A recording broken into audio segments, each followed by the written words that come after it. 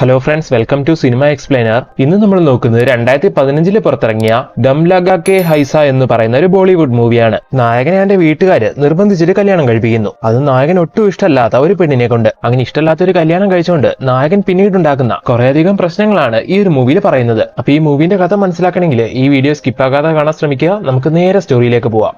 മൂവിയുടെ സ്റ്റാർട്ടിംഗിൽ കാണിക്കുന്നത് പ്രേംകുമാർ എന്ന് പറയുന്ന നമ്മുടെ നായകനെയാണ്. നായകൻ അവന്റെ അച്ഛനും കൂടി ഒരു കാസറ്റ് കട നടത്തിക്കൊണ്ടിരിക്കുന്നു. ആ കടയിൽ നിന്നുള്ള വരുമാനം കൊണ്ടാണ് അവരുടെ കുടുംബം ജീവിച്ചു പോകുന്നത്. പഠിച്ചുകൊണ്ടിരിക്കുന്ന സമയത്ത് നായകൻ ഇനിയും നന്നായിട്ട് പഠിക്കണം, പഠിച്ച് നല്ലൊരു ജോലി വാങ്ങണം എന്നൊക്കെ ആഗ്രഹം ഉണ്ടായിരുന്നു. എന്നാൽ അവരുടെ ഫാമിലി സിറ്റുവേഷൻ കൊണ്ട് നായകന് തുടർന്ന് പഠിക്കാൻ കഴിഞ്ഞില്ല. ഇപ്പൊ ഈ കടയിൽ നിന്ന് കിട്ടുന്ന വരുമാനം കൊണ്ട് കഷ്ടിച്ചാണ് അവർ ജീവിച്ചു പോകുന്നത്. അതുകൊണ്ട് തന്നെ ഇപ്പൊ നമ്മുടെ നായകന്റെ അച്ഛൻ ഒരു തീരുമാനം എടുക്കുവാണ്, നായകനെ കൊണ്ടൊരു കല്യാണം കഴിപ്പിക്കാന്ന്, അതും ജോലിയുള്ള ഒരു പെണ്ണിനെ കൊണ്ട്. അങ്ങനെ ജോലിയുള്ള ഒരു പെണ്ണ് വീട്ടിലേക്ക് വന്ന് കയറിയ അവളുടെ വരുമാനം കൂടി ആവുമ്പോൾ കുടുംബത്തിന് ചെലവുകൾ ഒന്ന് മാനേജ് ആവുമല്ലോ. ആ ഒരു പ്ലാനിലാണ് ഇങ്ങനെ തീരുമാനിക്കുന്നത്. അങ്ങനെ അയാൾ അത് നായകനോട് പറയുന്ന സമയത്ത് എനിക്കിപ്പോ കല്യാണമൊന്നും വേണ്ട അത് നായകൻ പറയുന്നു. അദ്ദേഹത്തിന്റെ തീരുമാനം ഉറച്ചതായതുകൊണ്ട് തന്നെ അയാളാണെങ്കിൽ ആ തീരുമാനത്തിന് പിന്നോട്ട് പോകുന്നില്ല. അങ്ങനെ ഇപ്പൊ നായകന് വേറെ നിവൃത്തിയില്ലാതെ സമ്മതിക്കേണ്ടി വരുന്നു. അങ്ങനെ ഇപ്പൊ അടുത്ത സീനിൽ കാണിക്കുന്നത് നായകന്റെ കുടുംബം നായകനെ കൊണ്ട് പെണ്ണ് കാണാൻ പോകുന്നതാണ്. അങ്ങനെ ഇപ്പൊ അടുത്ത സീനിലെ ചടങ്ങുകൾ കാണിക്കുന്നു. ഈ കാണിക്കുന്നതാണ് പെണ്ണ്, നമ്മുടെ മൂവിലെ നായിക. അവളുടെ പേര് സന്ധ്യ. നായികയ്ക്ക് നല്ല എഡ്യൂക്കേഷൻ ഉണ്ട്. ഇവിടെ അടുത്തൊരു സ്കൂളില് ടീച്ചറായിട്ട് വർക്ക് ചെയ്തുകൊണ്ടിരിക്കുകയാണ് അവള്. കുറച്ചും കൂടി സാലറി കൂടുതൽ കിട്ടുന്ന നല്ല നല്ല ഓപ്പർച്യൂണിറ്റീസ് അവൾക്ക് വരുന്നുണ്ട്. ഇന്റർവ്യൂ അറ്റൻഡ് ചെയ്ത് നിൽക്കുവാണെന്നൊക്കെ ഈ സമയത്ത് അവളുടെ വീട്ടുകാർ പറയുമ്പോൾ അപ്പൊ സമ്പാദിക്കുന്ന കൂട്ടത്തിലുള്ള പെണ്ണ, അങ്ങനെയാണെങ്കിൽ ഇവള് തന്നെ മതിയെന്ന് നായകന്റെ വീട്ടുകാരും ഫിക്സ് ചെയ്യുന്നു. അങ്ങനെ അവരത് പറഞ്ഞുറപ്പിക്കുവാണ്. അങ്ങനെ ആ സീനോടെ കട്ടെ അന്ന് രാത്രി കാണിക്കുന്നു. നായകൻ ഇപ്പൊ ഈ കാര്യങ്ങളെല്ലാം ആലോചിച്ച് അങ്ങനെ ഇരിക്കുവാണ്. ഈ സമയത്ത് അവന്റെ അച്ഛൻ അവന്റെ അടുത്തേക്ക് വന്നിട്ട് നീ എന്താ ആലോചിക്കുന്നതെന്ന് ചോദിക്കുന്നു. അച്ഛൻ എനിക്ക് ഈ കല്യാണം വേണ്ട, ഒന്നാമതേ എനിക്ക് ആ പെണ്ണിനെ ഇഷ്ടമായില്ല, അവൾക്ക് ഭയങ്കര തടിയാ. ഇത് കേൾക്കുന്ന അവന്റെ അച്ഛനും അവന്റെ ഫാമിലി എല്ലാം പറയുവാണ് പെണ്ണിന്റെ ലുക്കൊന്നും നോക്കണ്ട, നല്ല എഡ്യൂക്കേഷൻ ഉണ്ട്, നല്ലൊരു ജോലിയുണ്ട്, നമുക്കത് മതി. അവൾ ഈ കുടുംബത്തിലേക്ക് വന്ന് കയറിയ നമ്മുടെ കുടുംബത്തിന്റെ സാമ്പത്തിക സ്ഥിതി അവളും കൂടി ഒന്ന് മാനേജ് ചെയ്തോളും. അങ്ങനെ ഈ രീതിക്കൊക്കെ പറഞ്ഞ് നായകനെ കൊണ്ട് കൺവിൻസ് ചെയ്ത് അവരങ്ങനെ കല്യാണം നടത്തുവാണ്. മനസ്സില്ലാ മനസ്സോടെയാണ് നായകൻ അവളുടെ കഴുത്തിൽ താലി കിട്ടുന്നത്. അങ്ങനെ ആ സീനോടെ കട്ടായി അടുത്ത സീനിൽ കാണിക്കുന്നത് രാത്രിയാണ്. നായകനിപ്പോ മുറിയിലേക്ക് പോകാൻ തുടങ്ങുവാണ്. ഈ സമയത്ത് അവന്റെ അച്ഛൻ അവനോട് പറയുന്നുണ്ട്, മോനെ നമ്മുടെ കുടുംബത്തിന്റെ സ്ഥിതിയൊക്കെ അറിയാലോ, അതുകൊണ്ട് ഒരു കുട്ടീന്റെ കാര്യമൊന്നും തൽക്കാലത്തേക്ക് ചിന്തിക്കേണ്ടാന്ന്, അതൊക്കെ സമയം എടുത്തു മതിയെന്ന്. ഒട്ടും ഇൻട്രസ്റ്റ് ഇല്ലാതെയാണ് നായകനെ കല്യാണം കഴിച്ചത്. അതുകൊണ്ട് അതൊന്നും വലിയ കുഴപ്പമില്ലാന്നുള്ള രീതിയിൽ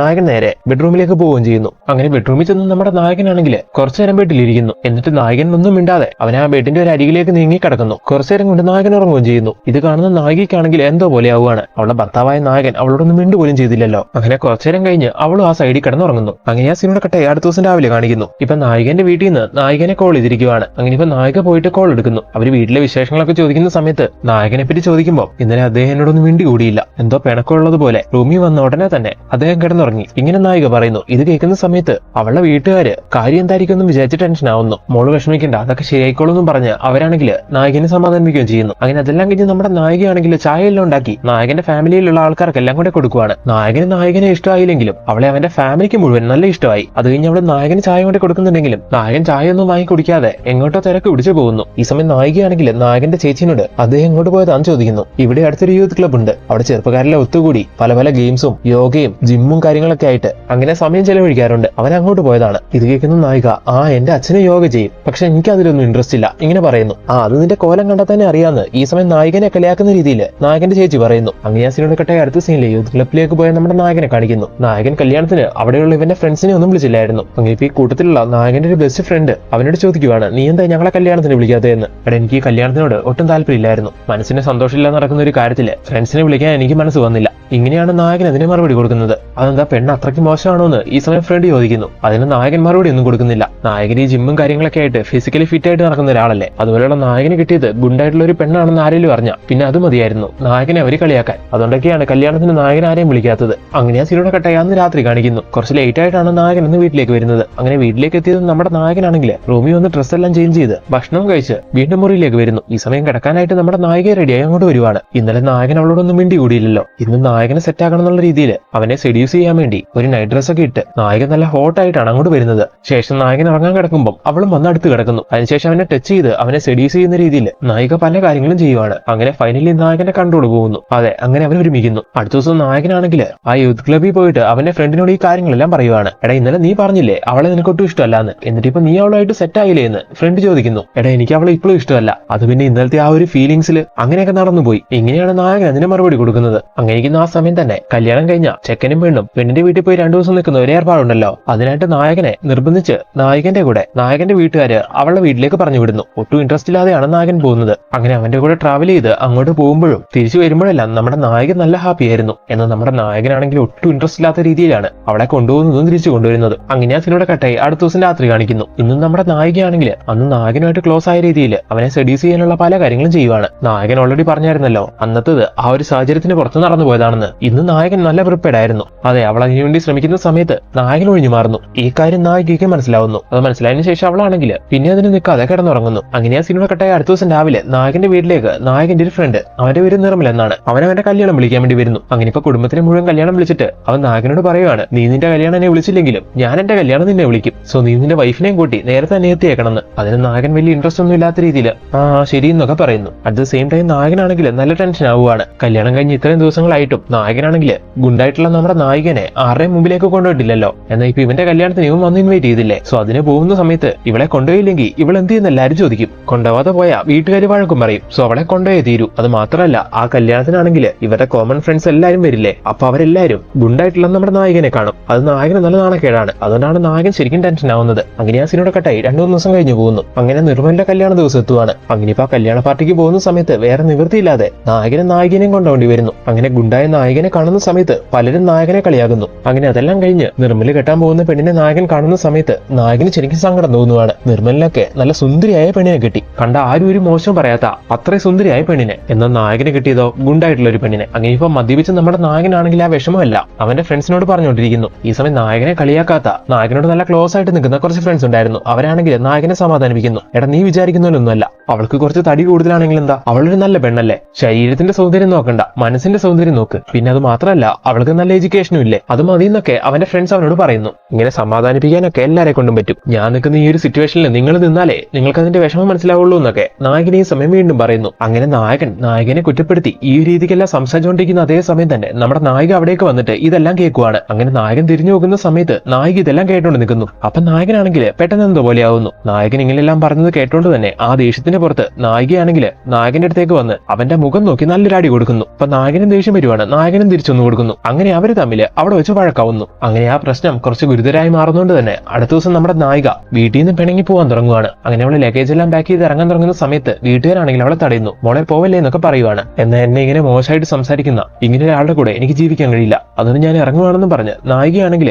വീട്ടുകാരുടെ വാക്ക് കേൾക്കാതെ ഇറങ്ങുന്നു. അങ്ങനെ അടുത്ത സീനിൽ നമ്മുടെ നായിക നേരെ അവളുടെ വീട്ടിലേക്ക് എത്തുവാണ്. ഈ സമയം അവളുടെ വീട്ടുകാരും കാര്യം ചോദിക്കുവാണ്. അപ്പോൾ അവൾ നടന്ന കാര്യങ്ങളെല്ലാം പറയുന്നു. ഇനി പ്രേമിന്റെ കൂടെ എനിക്ക് ജീവിക്കാൻ കഴിയില്ല, ആ കാര്യത്തിനെ പറ്റി പറഞ്ഞുകൊണ്ട് ആരും എന്റെ അടുത്തേക്ക് വരാൻ നിൽക്കണ്ടെന്ന് നായിക പറയുന്നു. ഇതെല്ലാം കേൾക്കുന്ന സമയത്ത് അവളുടെ വീട്ടുകാർ സങ്കടപ്പെടുന്നു. അങ്ങനെ ആ സീനോടെ കട്ടായി അടുത്ത സീനിൽ നമ്മുടെ നായകനെ കാണിക്കുവാണ്. നായിക ഇറങ്ങിപ്പോയതിനു ശേഷം നായകനാണെങ്കിൽ എല്ലാരും കുറ്റപ്പെടുത്തുന്നു. വീട്ടുകാരും നാട്ടുകാരും അവന്റെ ക്ലോസ് സർക്കിളിലുള്ള ഫ്രണ്ട്സും എല്ലാവരും. ഇതേ സമയം വീട്ടിലേക്ക് പോയ നമ്മുടെ നായികയാണെങ്കിൽ ഒരു ലോയറിനെ കണ്ട് നായകനായിട്ടുള്ള ഡിവോഴ്സിന്റെ കാര്യങ്ങളെല്ലാം ശരിയാക്കിക്കൊണ്ടിരിക്കുവായിരുന്നു. ഇതേ സമയം നായകന്റെ വീട്ടുകാര് എങ്ങനെയെങ്കിലും നായിക എടുത്ത ഈ തീരുമാനത്തിൽ നിന്ന് നായകൻ തിരിപ്പിക്കാൻ വേണ്ടി ഒരുപാട് ശ്രമിക്കുന്നുണ്ട്. അതായത് നായകനുമായിട്ട് വീണ്ടും പാച്ചപ്പ് ആക്കാനുള്ള കാര്യങ്ങളെല്ലാം അവർ വർക്കൗട്ട് ചെയ്യുന്നു. എന്നാൽ നായികന്റെ തീരുമാനം ഉറച്ചതായിരുന്നു. അവളാണെങ്കിൽ ഇവരോട് അടുക്കുന്നേ ഇല്ല. ഇതേസമയം എല്ലാരും നായകനെ ഇങ്ങനെ കുറ്റപ്പെടുത്താനൊക്കെ തുടങ്ങിയപ്പോ ഇതെല്ലാം കണ്ട അവന്റെ ഫ്രണ്ട് അവനോട് പറയുന്നുണ്ട്, നീ പോയിട്ട് അവളെ എങ്ങനെ കൂട്ടിക്കൊണ്ടുപോകാന്ന്, അതോടുകൂടി ഈ പ്രശ്നങ്ങളെല്ലാം തീരുമെന്ന്. എന്നാൽ ഇത് കേൾക്കുന്ന നായകനാണെങ്കിൽ അവളെ തിരിച്ചു ചെന്ന് കൂട്ടിക്കൊണ്ട് വരാനുള്ള ഒരു ധൈര്യമില്ലായിരുന്നു. അതുകൊണ്ട് തന്നെ നായകനാണെങ്കിൽ ഈ ഒരു വിഷയത്തിൽ ഒരുപാട് ഫീൽ ചെയ്യാൻ തുടങ്ങുന്നു. അങ്ങേക്കുന്ന അതേ സമയം തന്നെയാണ് മറ്റൊരു തിരിച്ചടിയും കൂടി നായകന് കിട്ടുന്നത്.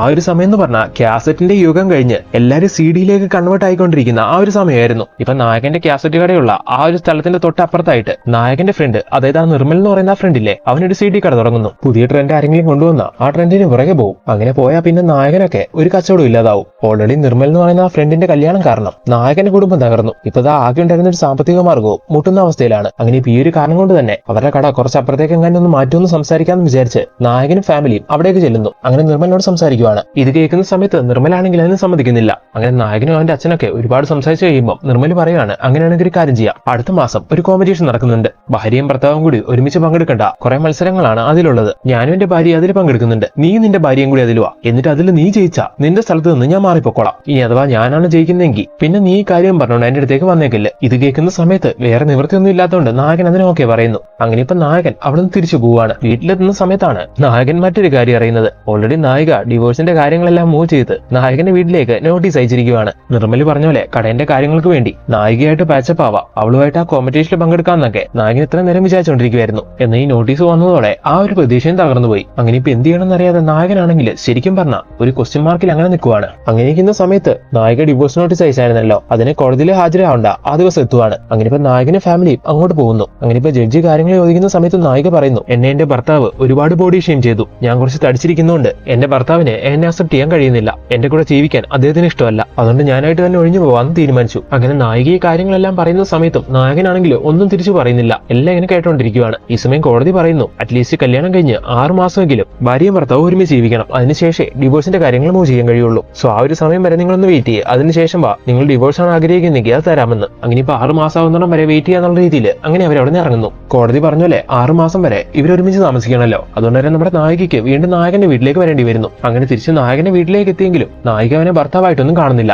ആ ഒരു ഡിസ്റ്റൻസ് കീപ്പ് ചെയ്താണ് നായിക അവിടെ നിൽക്കുന്നത്. അങ്ങനെയൊക്കെ ഒരു ദിവസം നമ്മുടെ നായകനാണെങ്കിൽ വീടിന് വെളിയിൽ വന്ന് അവന്റെ ഈ ലൈഫെല്ലാം ആലോചിച്ച് ഒരുപാട് സങ്കടപ്പെട്ട് ഒരുപാട് കരയുവാണ്. ചെറുപ്പത്തിൽ നമ്മുടെ നായകന് നന്നായിട്ട് പഠിക്കണമെന്നുണ്ടായിരുന്നു, എന്നാൽ അതിനുള്ള സാഹചര്യം കിട്ടിയില്ല. അതുകൊണ്ട് തന്നെ നല്ലൊരു ജോലി സമ്പാദിക്കാൻ നായകന് കഴിഞ്ഞില്ല. അതിനുശേഷം നായകന്റെ ഫോക്കസ് മുഴുവൻ അവന്റെ ആ കടയിലായിരുന്നു. ഇപ്പൊ കടയും പൂട്ടുന്ന അവസ്ഥയിലാണ്. അത് മാത്രമല്ല കുടുംബജീവിതമാണെങ്കിൽ ഈ ഒരു അവസ്ഥയിലുമായി. അങ്ങനെ ഇപ്പൊ ഈ കാര്യങ്ങളെല്ലാം ആലോചിച്ച് നായകൻ ഒരുപാട് കരഞ്ഞുകൊണ്ടിരിക്കുന്ന സമയം നമ്മുടെ നായിക ഇതെല്ലാം കാണുന്നു. അവളെ തിരിച്ചു വന്നുകൊണ്ടായിരിക്കും അവനിങ്ങനെ സങ്കടപ്പെട്ട് കരയുന്നതെന്നാണ് ഈ സമയം നായിക ചിന്തിക്കുന്നത്. അങ്ങനെ ഇപ്പൊ നായകന്റെ അടുത്ത് എന്ന് പറയുകയാണ്, ഞാനാണ് നിങ്ങളുടെ ജീവിതത്തിലെ ഏറ്റവും വലിയ പ്രശ്നം എന്ന് എനിക്കറിയാം, കോടതി പറഞ്ഞ ആ ഒരു സമയം വരെ നിങ്ങളൊന്ന് വെയിറ്റ് ചെയ്യും, അതിനുശേഷം നിങ്ങൾ ആഗ്രഹിച്ച പോലെ നിങ്ങളുടെ ജീവിതത്തിൽ നിന്ന് ഞാൻ മാറിപ്പോക്കോളാം. നായിക ഇങ്ങനെ പറയുന്ന സമയത്ത് നായകനാണെങ്കിൽ അവളോട് ചെയ്തു പോയനല്ല അവളോട് മാപ്പ് ചോദിക്കുന്നു. നായകൻ ആദ്യമായിട്ടാണ് ഇങ്ങനെ ഇമോഷണൽ ആയിട്ട് അവളോട് സംസാരിക്കുന്നത്. ഇതെല്ലാം കാണുന്ന സമയത്ത് നായികയ്ക്ക് നായകനോട് ഒരു സോഫ്റ്റ് കോർണർ തോന്നാൻ തുടങ്ങുന്നു. ശേഷം അവരാണെങ്കിൽ ഒരുപാട് സംസാരിക്കുന്നു മനസ്സ് തുറന്ന്. അങ്ങനെ അവർ തമ്മിൽ ഒരു അണ്ടർസ്റ്റാൻഡിംഗ് വന്നു തുടങ്ങുവാണ്. ഈ സമയത്ത് നമ്മുടെ നായകനാണെങ്കിൽ കടേന്റെ ആ കാര്യങ്ങളും നിർമ്മല് പറഞ്ഞ ആ കോമ്പറ്റീഷന്റെ കാര്യങ്ങളെല്ലാം നായകനോട് ഷെയർ ചെയ്യുന്നു. ആ കടയങ്ങനെ ഇല്ലാതായ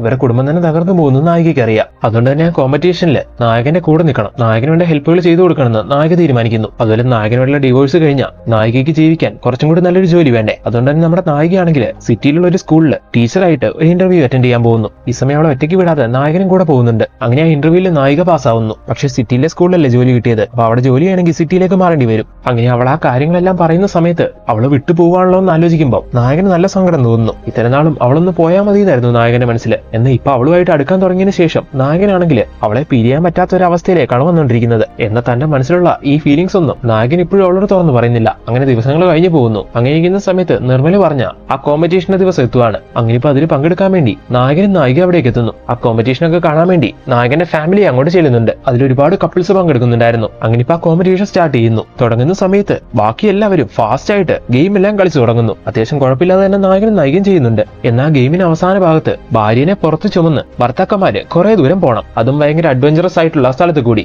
അങ്ങനെ ഗെയിമിന്റെ ഈ ഒരു പോർഷൻ എത്തുന്ന സമയത്ത് നായികയ്ക്ക് അത്രയും വെയിറ്റ് ഉള്ളതുകൊണ്ട് തന്നെ അവളെ എടുത്തു പോക്കാൻ നായകൻ ഒരുപാട് കഷ്ടപ്പെടുന്നു. എന്നാലും നായകൻ ഈ ഒരു കാര്യം ചെയ്തല്ലേ തീരുള്ളൂ. അങ്ങനെ ഇപ്പൊ നമ്മുടെ നായകൻ കഷ്ടപ്പെട്ട് അവളെ എടുത്തു പോക്കുന്നു. എന്നിട്ട് ആ ടാസ്ക് കംപ്ലീറ്റ് ചെയ്യാൻ ശ്രമിക്കുന്നു. അങ്ങനെ ആ ഗെയിമിന്റെ അവസാന സ്റ്റേജിലേക്ക് എത്തുന്ന സമയത്ത് ബാക്കിയുള്ള ആൾക്കാരെല്ലാം തോറ്റു പോവാണ്. എന്നാൽ നമ്മുടെ നായകനും നായികയും അവരുടെ ഒത്തൊരുമ കൊണ്ട് അതിൽ ജയിക്കുന്നു. നായകനെ വെല്ലുവിളിച്ച നിർമ്മലും തോറ്റുപോയിരുന്നു. അതുകൊണ്ട് തന്നെ നിർമ്മല് നായകന് കൊടുത്ത വാക്ക് പാലിക്കണം. അങ്ങനെ ജീവിതത്തിൽ ആദ്യമായിട്ട് നായകൻ വിജയിച്ചു. അങ്ങനെ വളരെ സന്തോഷിച്ച് നിൽക്കുന്ന ഈ സമയത്ത് നമ്മുടെ നായകൻ നായികനോട്, നീ എന്നെ വിട്ട് എങ്ങോട്ടും പോകരുത്, ഇങ്ങനെ എപ്പോഴും എന്റെ കൂടെ ഉണ്ടാവണം, സംഭവിച്ചു പോയതെല്ലാം മറന്നു കളഞ്ഞ് ഇനിയുള്ള കാലം നിനക്ക് എന്റെ കൂടെ ജീവിക്കാൻ കഴിയുമെന്ന് നായകൻ ചോദിക്കുമ്പോൾ നായികയ്ക്ക് അവനെ ഒരുപാട് ഇഷ്ടമായിരുന്നല്ലോ, അതുകൊണ്ട് നായിക സമ്മതമാണെന്ന് പറയുന്നു. ശരിക്കും നായകന് അത്രയും ഇഷ്ടമായതുകൊണ്ട് അവന്റെ ജീവിതത്തിൽ നിന്ന് അവനൊരു ബുദ്ധിമുട്ടാവണ്ടെന്ന് വിചാരിച്ചാണ് നായിക ഡിവോഴ്സിന്റെ കാര്യങ്ങളെല്ലാം റെഡിയാക്കിയിട്ടുണ്ടായിരുന്നത്. എന്നോ മനസ്സ് തുറന്ന് ഈ കാര്യങ്ങളെല്ലാം ചോദിക്കുമ്പോൾ നായിക അവളുടെ മനസ്സിലുള്ള ഇഷ്ടം തുറന്നു പറയുന്നു. അതായത് അവന്റെ കൂടെ ജീവിക്കാൻ ഓക്കെയാണെന്ന് പറയുന്നു. അങ്ങനെ ഒരുപാട് സന്തോഷമാവുന്നു നമ്മുടെ നായകൻ. അതേപോലെ തന്നെ അവളെ തോളി ചുമന്ന് നേരെ വീട്ടിലേക്ക് എത്തിക്കുന്നു. അങ്ങനെ അവിടെ എത്തി അവളെ കെട്ടിപ്പിടിച്ച് നായകൻ അവൾക്ക് ഒരു കിസ് കൊടുക്കുവാണ്. അങ്ങനെ പ്രശ്നങ്ങളെല്ലാം അവസാനിച്ച് അവരുടെ സ്മൂത്ത് ആയിട്ടുള്ള ഒരു ലൈഫ് ഇവിടെ സ്റ്റാർട്ട് ചെയ്യുന്നു എന്ന് കാണിച്ചുകൊണ്ട് ഒരു ഹാപ്പി എൻഡിങ്ങോടെ ഈ ഫിലിം അവസാനിപ്പിക്കുന്നു. അപ്പൊ ഫ്രണ്ട്സ്, എങ്ങനെയുണ്ടായിരുന്നു ഈ മൂവി? നിങ്ങൾക്ക് എല്ലാവർക്കും ഈ മൂവി ഇഷ്ടമായോ? അത്യാവശ്യം നല്ലൊരു മൂവി ആയിട്ട് എനിക്കിത് ഫീൽ ചെയ്തു. നിങ്ങൾക്ക് തോന്നിയ കാര്യങ്ങൾ തീർച്ചയായിട്ടും നിങ്ങൾ കമന്റ് ബോക്സിൽ ഇടുക. അടുത്ത വീഡിയോ ആയിട്ട് കാണാം. Thank you so much for watching this video.